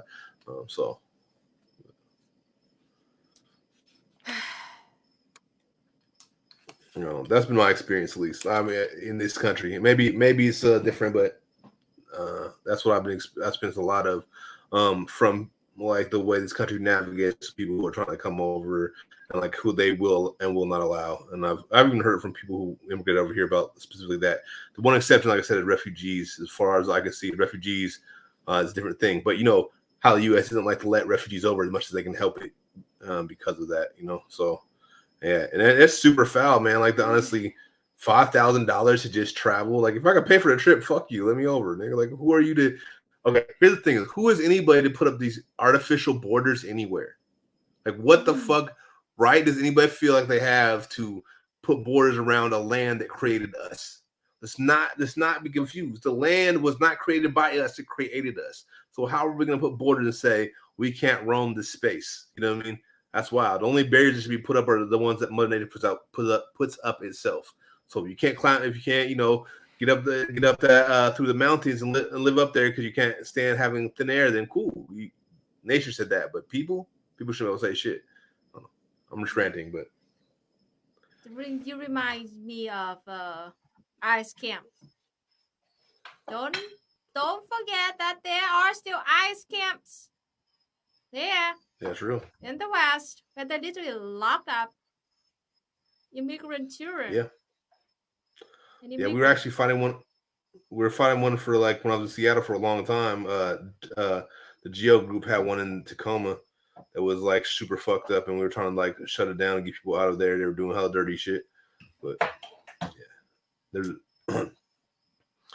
actually someone.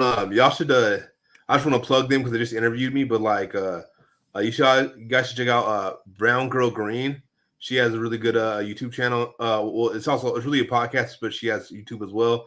And she was just actually doing a whole interview on detention centers and like, yeah. So just felt like that was kind of plug that. Yeah, sure. Might send to you a private chat. Yeah. Type the name in the private chat. I can send it to the whole. I'll send a link. Oh shit! Maybe give me a second. Yeah, like when the last presidential election, lots of people, especially liberals, been talking about vote for Biden, and then we'll push him left, and then we will force him to defund the police, and we will force him to close ICE camps. Excuse me, 2 years after, what's Biden doing? Anyway, ICE camps still there.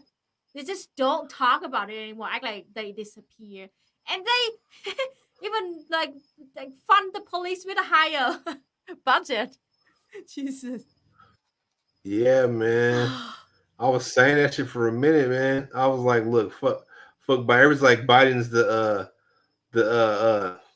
Biden's gonna be the one that saves us. Like, nah, bro, Biden's the enemy. What the fuck you talking about?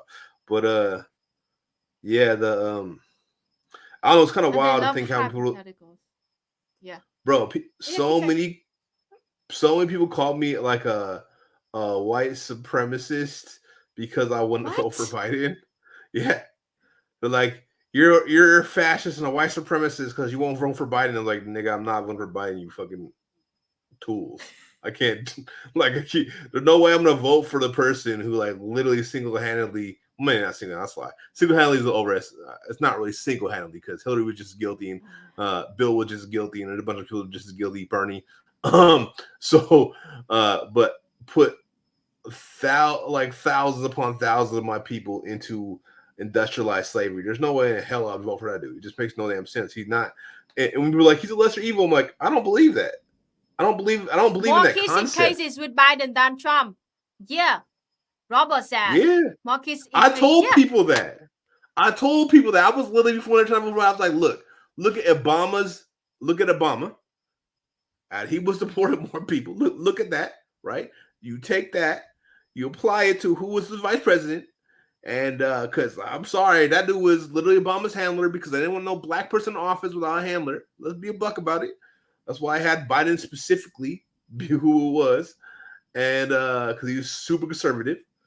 And so that's why they teamed it up. But when you look at that, it's like, yeah, of course. Like, he just definitely was never gonna be on the side of people. Like, you knew, okay, so drone strikes were going crazy in Obama, deportations were going wild in Obama, like, deportations were higher in Obama than they were with Trump. Realize that, comprehend that. And who do you think was the main person that was like telling Obama how to move?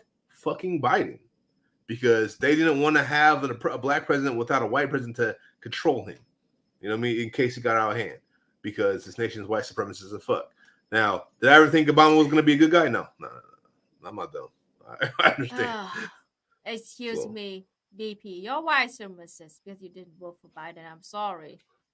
But liberals can never be wrong. Bro, I got dogpiled so hard. I had a video saying why I won't vote for Biden while black. And then the left tube dogpiled me. All the white people like, going crazy. It was like, you're supporting fascism. You support Trump. I was like, I don't support Trump. They're like, Trump is more of an evil than Biden. It's like, I don't believe that. They're not, at least not for black people. I haven't seen the evidence for that. You gotta show me the evidence. Is he a white supremacist piece of shit? Absolutely. I don't like him either. But no way in hell that he's the lesser. No, he isn't lesser to evil. And also that concept is cap. That concept doesn't make any sense. There's no such thing as, first off, why is there gonna be two people? Second, what makes you think that there's gonna be lesser to evil when we're in the same nation that does the same genocides across the world all the time, that enslave people across the world all the time? Why do we think that who is the face of it is gonna make a difference? You think they're a king? Because I'm gonna tell you what, kings didn't even have that much power. So sure as hell, a president doesn't have that much power because they have less power than the king. So, you know what I mean? Kings had to answer to people. You know what I mean? And the only people the president answers to is the rich people. The rich white racists. Like this is what brothers. I think. This is what I believe. Like, I do not tell everybody to go vote or not vote. It totally depends on you. But I do not shame anybody if they don't go vote in the USA, especially. Because your system sucks. Voting is like the bare minimum thing that you should consider. But do not think that it can do any shit to change any shit. But that is why, like, electoralism, I'm so opposed to it. Because the system in USA is like a false democracy, a fake democracy. That you can't change anything through electoral system. I'm sorry, but that's the hard truth. You want to say? I'd argue that voting, and maybe not the actual act of voting, but everything else that goes around it is actually detrimental to movements. I stand on that. I generally say don't vote, but if you're gonna vote, don't campaign, don't participate in all the BS around it. Just go fill up, take that 10 minutes, fill it out, and then whatever, it doesn't matter. But like the idea of like the only thing about it, because otherwise what happens every fucking time election comes down is all the energy from grassroots movements is ripped away to go into stupid electoral shit that then accomplishes nothing but destroy our movements. And people are like, you can do both, but people don't do both. Voters generally don't act in voting season. You know what I mean? It is so much BS. It destroys so many movements every 2 years. Not even every 4 years. I wish it was only every 4 years. Every 2 years. Because they got the nationals and the locals. So when every locals come around, everybody's like, we gotta get this person off. No. Stop campaigning. Stop all that shit. They can figure it out. You want to vote for them.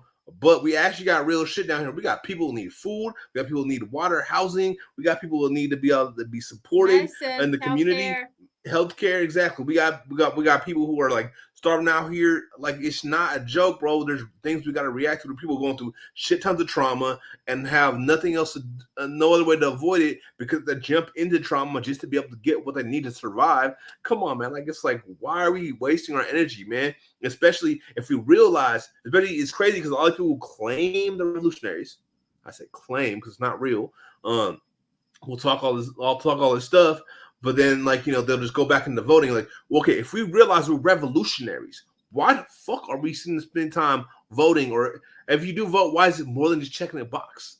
You know what I mean? Why, if you're revolutionary? Because you shouldn't be trying to build up the system, working on campaigns for the system. If we're revolutionaries, we should put on energy into building the infrastructures that make our people to survive till revolution, and then to push forward revolution to the fall of the empire. We should be trying to pick this thing apart, not invest in it. And but what do I know? I'm just an asshole talking. Voting is not activism. Jesus freaking Christ! Can't stand I have to say that to so many people. Bro, but they believe it. They believe it is. They believe it is, and it's wild to me because I'm like, it's so clear, and it's been like a running joke for like 200 years. So running joke. Politicians have been running jokes for at least a couple of years. Yay! Bro, he was still buying it. It's 200 fucking years. When did you change something through voting? Please give me even one example, please. That through voting you can do something good. Yeah, since there's been, I'm honestly, 200 years is probably an underestimation. Since there's been politicians, have been joking about politicians or snakes can't be trusted.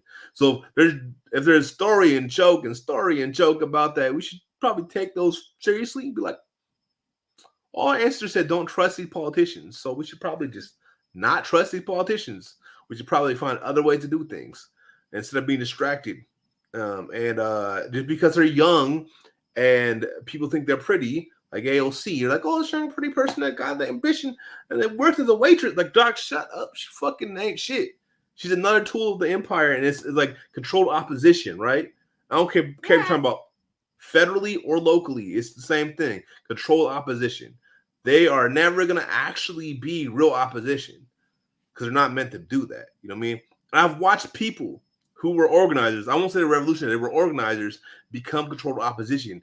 And it's like a pathway. And a lot of them come straight out of the nonprofit industry. I don't know if ALC was ever nonprofit or not, but a lot of them come out straight out of the nonprofit industry, which grooms them to already be aligned with the system, even when they speak language that's just otherwise.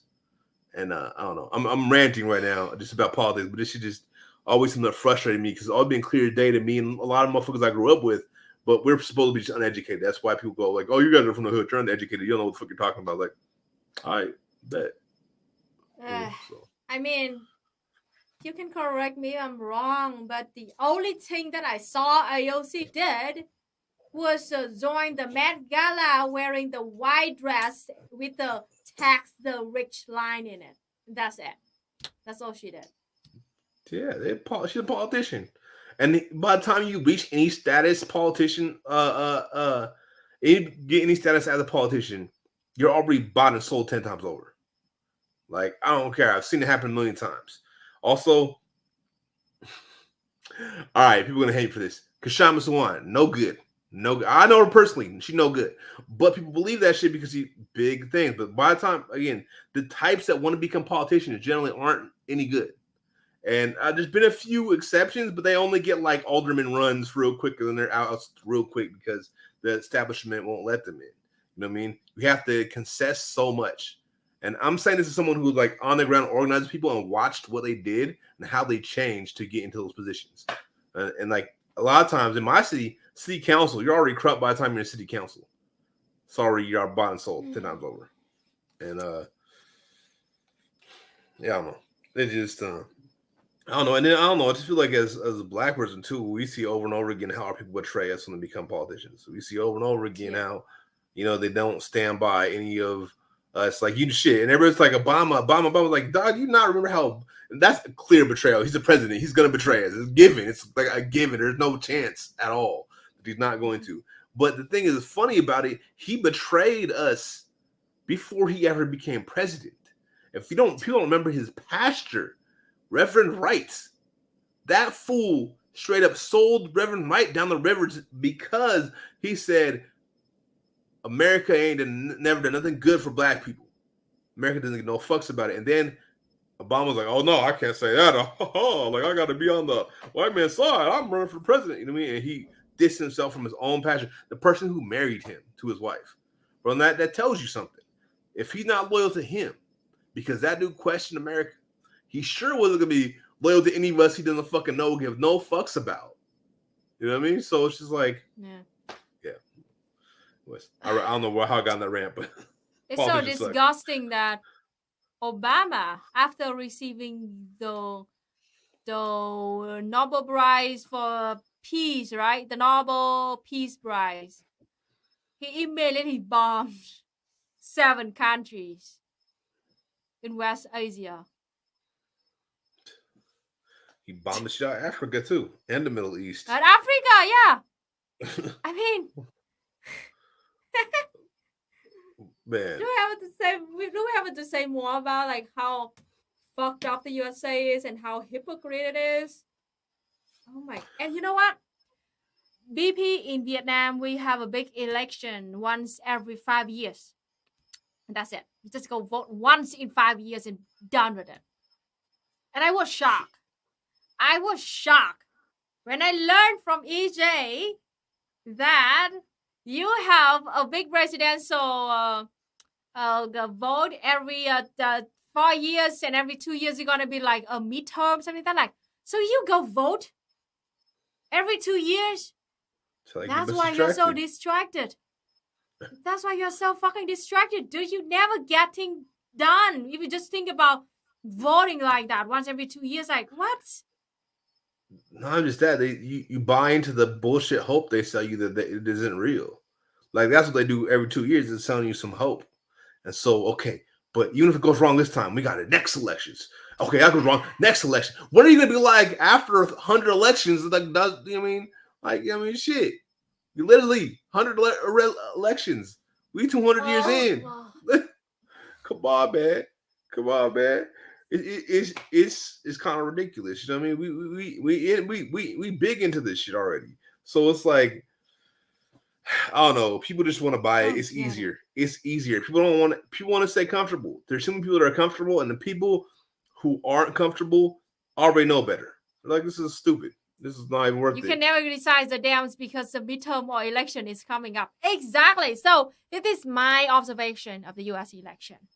So when presidential the elections coming, everybody talk about it for like a year. Vote Trump or vote Biden, and then after that, they spend 1 year just wait for Biden to do something that he promised before. After 1 year, Biden didn't do shit. He funded even police even more, and ICE camps even have more kids in the cases. But now I ask like, okay, what did Biden do? Like, no, it's midterm. Midterm is coming. We have to all vote for the midterm. Like, what? So after the midterm, we wait, and then like, oh, the next election, the next presidential election is coming. Like, what? So your whole life you just talk about midterms and presidential election, and that's it? No wonder why your country is so bad right now. No wonder why. Because the people who vote are too comfortable, and everybody else doesn't vote and don't care. And so there's like they either just say, "Well, fuck it, it is what it is," and try to get money, or try to just survive. And the very few of us say, "Fuck it, let's tear it up." But it's so small of us, we don't have enough numbers yet. So.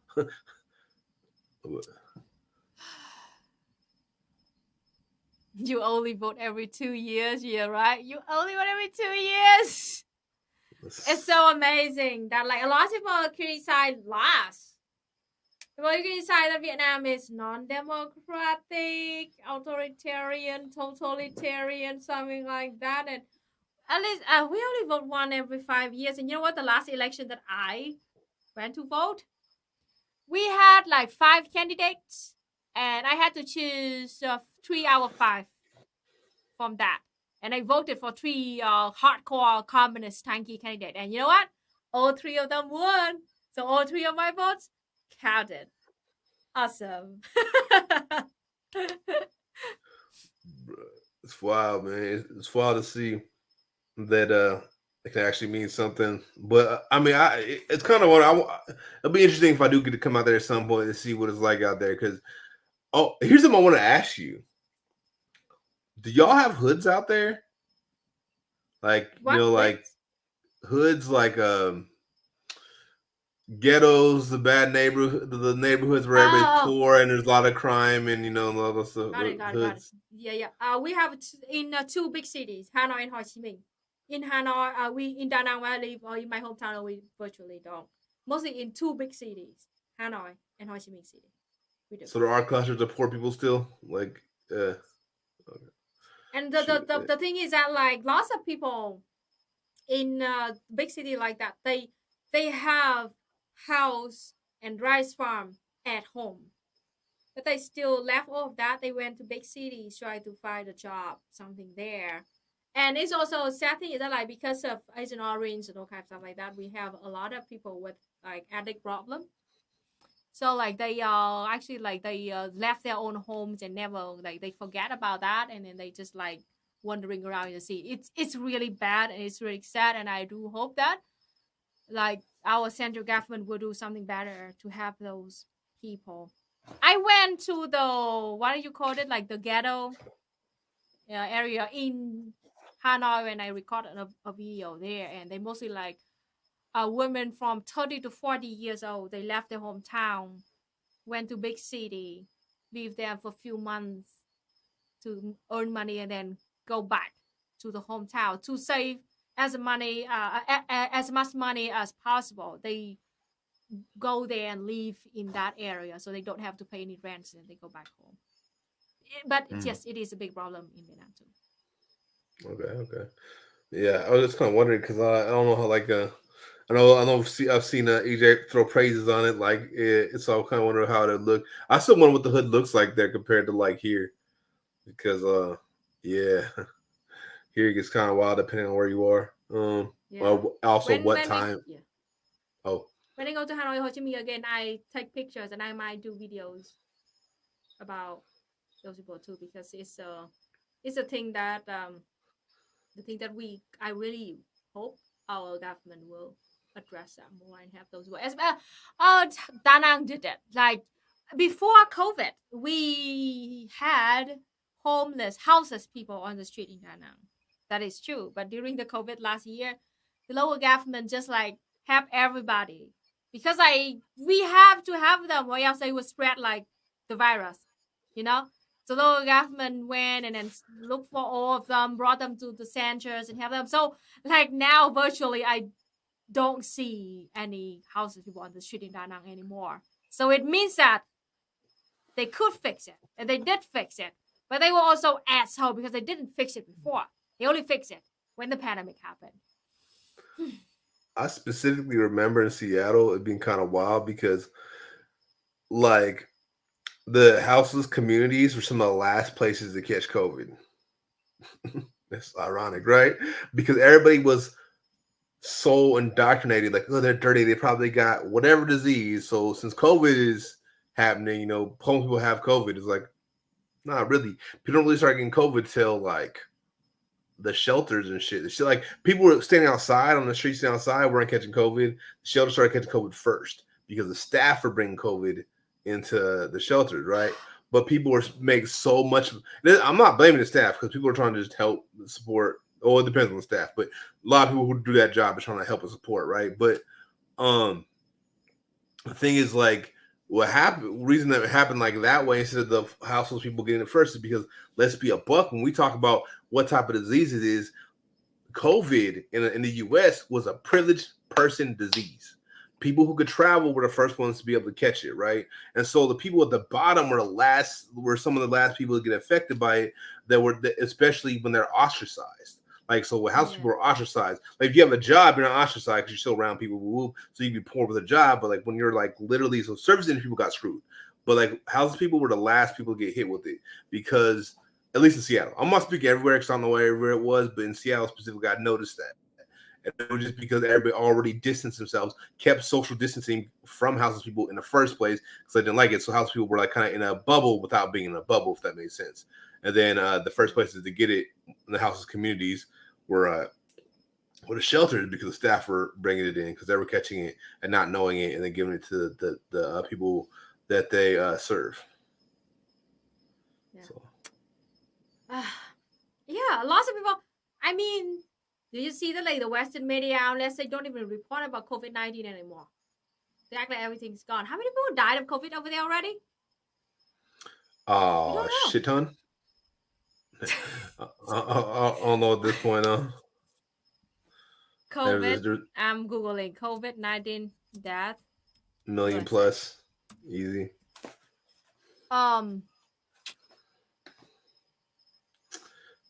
The whole world is 991,000. What? That's not. Oh, in the USA, almost a million. Yeah, it was the USA. I was like the world. I was like, no way. Otherwise, I know the US had to have like at least close to 1 million. Yeah. But yeah, no, for sure. Yes. I believe because, man, it just it probably closer to 1.5 million too. You know what I mean? Because they were doing a great job of making sure they didn't record that shit. Exactly. You know I mean? At least 1.5 million. I gotta say, at least 1.5 million. Yeah, because that's just wild, man. And like, I don't know, just so many things happen. That's another thing too. I'm so in a weird place about it because I was never like, if we did how y'all did, it'd be different. But I was never pro quarantine. I hate to tell everybody that. Like, I kept social distancing. I kept my space. I stayed away from people, but I was never pro quarantine. And the reason was a lot of people died because of the quarantine, because we didn't have the social services. People got stuck in the houses with their abusers. People like broke down mental health and took their own life. Chemical dependency went through the roof because there was no real social support network while everything shut down. And the people that were poor or the people that were service industry just got SOL. Like, oh yeah, y'all gonna die. Y'all gonna let it happen. So people just, you know, I mean, a lot of people died because of the quarantines for multiple ways. Like I said. Get your point. So exactly. I am only pro quarantine because it happened in Vietnam. Because during quarantine. We received free food from the government, free testing, free treatment. Jesus Christ.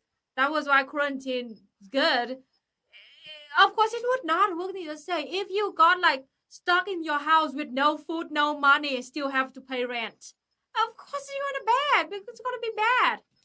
That is why, also again, you need comprehensive perspective. Yeah, you can't not just That's argue why I said about one thing alone. That's why I said the way y'all did it, where you like made sure everybody was housed and safe and fed and had medical care. Yeah, that would have been lit. That would have been. I mean, I don't think too many people had any problem with that. Oh, you don't have to work. Everything's taken care of. No biggie. Cool. People would have been down with that. But people just aren't down to starve while they're quarantined. That's just not what people are down to do. People aren't down to like be stuck in the situations. And also, thing is, one of the things that we would have really needed to make that happen is people like having all these extra apartments open for people leaving DV situations to still be able to go in quarantine and stuff like that, because a lot of stuff that fucked up shit that happens interpersonally in the sort of community got amplified by COVID and the quarantines. And so you gave them no outlets except their jobs, and if even that, and that didn't help shit. So it's like Marxism said, quarantine is good when all of your problems with food and bills are covered by the government or mutual aid. Exactly. Facts. And that is people why say. Oh, about saying people wouldn't have been beefing. I don't even think right wingers would have been beefing if they would have done that. If you would have made people all their shit is secure and not going to lose everything, I don't think you would have cared. But I just stay at home and stay with my family and like cuddle up with them and watch Netflix. Cool. People don't even tripping, but that's not what the U.S. wanted to do. So the U.S. Exactly. That was why me and EJ I was more of enjoying quarantine than EJ, because EJ they love going out and exercising that. But like, I mean, me under quarantine for a few months, I feel fine because like, the government just sent us free food. Kind of, just in the morning you wake up and your neighbor just scream like, "Hey, everybody, go get free bread, go get free egg, go get free ham, go get free vegetable." Like, it's kind of fun every morning to wait for free food from the government like that. And then the food here also very affordable, so cheap that like we could just like spend some of our savings for the food, and it's just so affordable like that. And when the government like, "Hey, everybody, go out to the street and take the free test. Just go out, take the test, and then go home," it's just normal like that. I mean, if the same thing happens, you say that imagine you can go sit in your house, watch Netflix every day, receiving free food, free test, free treatment from the government, rent is hot by the state, you still don't lose your job. If you have to stay quarantined at home, you still receive minimum wage, because the government makes sure that all the companies will not fire you, cannot fire you, and you will have a minimum wage in the time you stay at home. I believe that lots of people in the US will enjoy that. But the same thing just doesn't happen. So that is why it's so bad. Yeah, I mean, because they don't. Yeah, they didn't give a fuck about anybody that was poor in the first place. They don't give a fuck about the people. Anybody who wasn't poor could work from their computer, right? All the poor people was like, "Well, y'all just die. Just go. We need someone to run the grocery stores. We need someone to keep building these buildings for some fucking reason." Because I wasn't working grocery stores, but I was stuck doing labor ready and shit, doing construction. Like, this is like essential worker. I was like, I'm an essential worker because I'm building a building. The fuck you mean? That building can wait. What the fuck am I really out here? I don't know. Well, I know I'm out there. I'm out there because I need money, and I don't have the option to sit at home and be like, "Oh, COVID." But just I mean, America doesn't care about its people. It doesn't care about the people who live here. It cares about the capital it can extract from us. It cares about the power that these individuals can gain, and that's it. And so when it came to like a plague, it was not surprising that they just let it run rampant and just didn't give two fucks. You know what I mean? But yeah. Yeah, China also giving food to people. Yeah, I saw those videos. It's so awesome. Great. Also, you guys remember after I caught COVID and I had to go get tested before I went to Florida? So when I went and got tested, right? Do you know how they did that shit? They had us come to this big like warehouse full of people, and sit in chairs right next to each other and wait to get tested. And I'm like, bro, I wouldn't be surprised if coming here to get tested gives me COVID. Like, if I wasn't already immune from just having COVID, the fuck am I doing here, man? This is not where I want to be. Like, right next to each other, lines of chairs of people in this warehouse. Like, I'm like, oh my God, this is not. It's insane. This is not how you should do this. You should be definitely have it being done right outside in fresh air or something. Or, like, it's not like they needed to do it inside. Like, they could have done it outside. They could have had it in a park with a bathroom. They could have done a million things, but no, it was like inside this big, like, not even warehouse. Like, it's like warehouse space would be an overestimate. That'd be a little bit better. It was more like a grocery store space, a big grocery store space that you just people packed in there. And I was like, oh no, man, no, and air conditioner too. Oh man. It wasn't the math. It wasn't the math. I'm like, girl. I was like, man, I think I'm good because I was just sick, so I doubt I can get sick again right away. But damn, so yeah. I mean, in Vietnam, it was just so simple. Once every 4 or 5 days, somebody with a big speaker on the street went to the street and like, hey, everybody, each family sent a person walk into the road out there and wait in line for the test. And then, yes, we did it on the road, on the street. It about like 100 people the most. And each of us, like group people, will have a different time to come. So we make sure that nobody have to wait for that long, stuck together. But we did it outside smoothly. And it took me like 10 minutes to finish my test and then just walk back home. Simple like that. Shit, man. Talking about Black experience, I want to say something about like, because a lot of critiques about Black people just not caring about COVID, at least poor Black people. You know what I mean? And like, you know, I want to say something about that. The reason motherfuckers, now some people did care, so not everybody didn't care. But the reason people overall didn't just give fucks, at least poor Black folks, is because it was just another thing that killed us, right? When there's so many things that are already taking you out, COVID wasn't like even, at least for most people, I know it wasn't even a big jump in our like in our likelihood as within our contained communities to see more deaths. It was just like another way we were gonna die. You know what I mean? So a lot of people were just like, it's gonna be what it's gonna be. You know what I mean? And now, should people be cautious? Absolutely. But also you gotta understand why people weren't. Like a lot of my family weren't really cautious like that. Some of them were, some of them weren't. You know what I mean? So like, and the reason was is just because, like I said, people dying left and right. People were dying left and right anyways.